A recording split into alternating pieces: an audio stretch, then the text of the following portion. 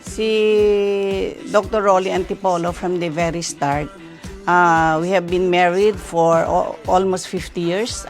He is a very loving person, very concerned sa family, especially sa kanyang mga anak, sa kanyang mga apo. Ang gusto niya palagi kaming nagyayapusan sa bed.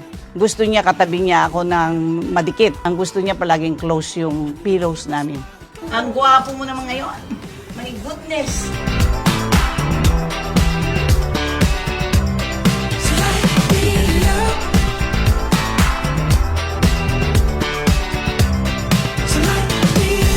At unang-una, Dad, happy birthday.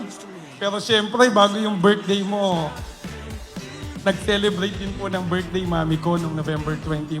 Happy birthday at mahal na mahal ka namin.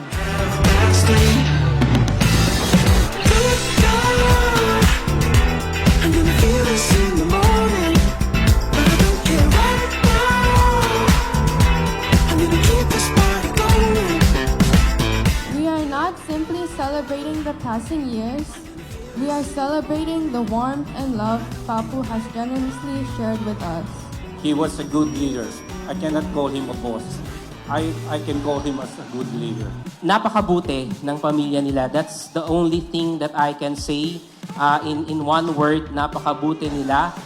May the good Lord give you good health and more birthdays to celebrate. Happy birthday, Manong Rolly.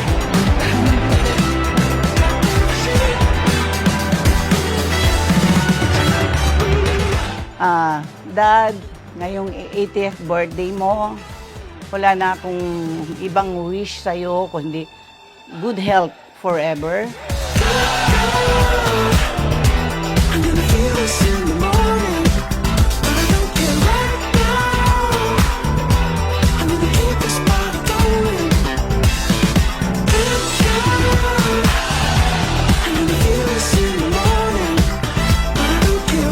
So Dad, nandito ako parate. Hindi ako magsasawang sumagot sa lahat ng tanong mo.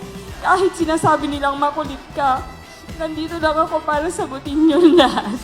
Happy birthday! I love you. Thank you so much for all the love.